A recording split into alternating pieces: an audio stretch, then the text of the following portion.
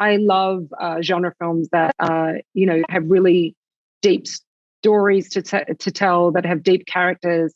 And to me, it's all about their connection, her connection with Walter. And, really in our film, it's not about the monster under the bed, it's about the monster in the bed. Well, congrats on the invitation. This was such a fun and suspenseful horror film. I do recognize the similarities to Dracula. So, first of all, how did you approach incorporating those traditional vampire elements in kind of a modern story? Yeah, so there's over 100 Easter eggs throughout the film that are all little hints to Bram Stoker's Dracula, to other vampire films as well, paying homage to those.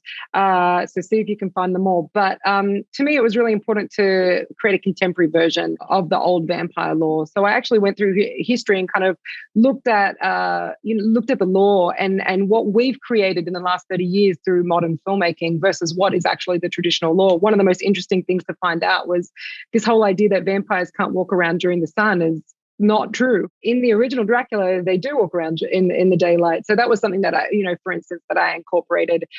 People might, be aghast about that, about these day walkers, but actually that is the way the traditional vampires walked amongst us. And that's why they were so deceiving. You mentioned having all of these Easter eggs. Can you tell me which one is your favorite? Yeah, one of my favorites is actually a little bit of an obscure one. My favorite horror film of all time is The Shining by Stanley Kubrick.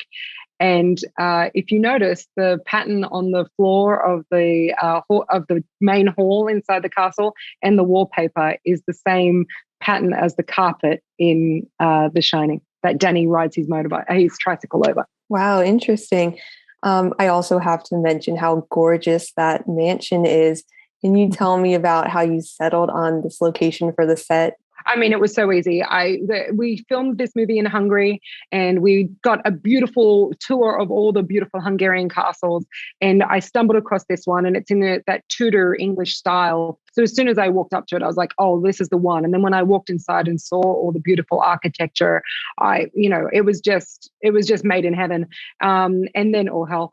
And then what really sealed the deal, though, was when I found out that it was Madame Bathory's great great grandson who actually built the castle. And Madame Bathory, for those who don't know, is actually called Countess Dracula or the Blood Countess. She used to bathe in the blood of virgins and is arguably the world's first female serial killer. And I was like, I have to film in this castle. This is so creepy. How can I not?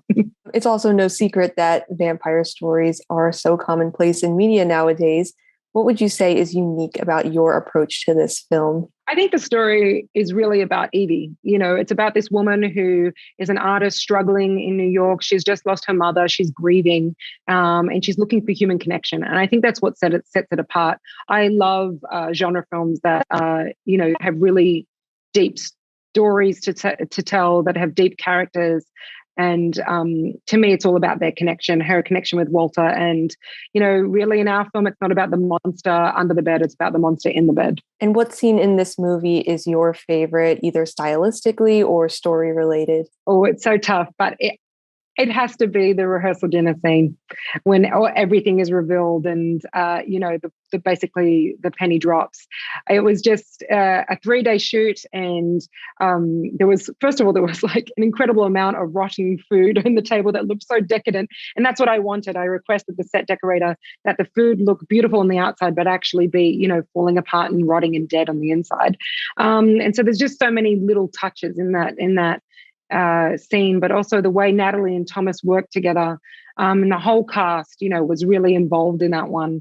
And it was just a really fun thing to shoot and a great reveal, I think, a great climax. All right. Well, thank you so much for your time today, Jessica. Congrats on the film, and I hope you enjoy the rest of your day. Thanks, Madeline.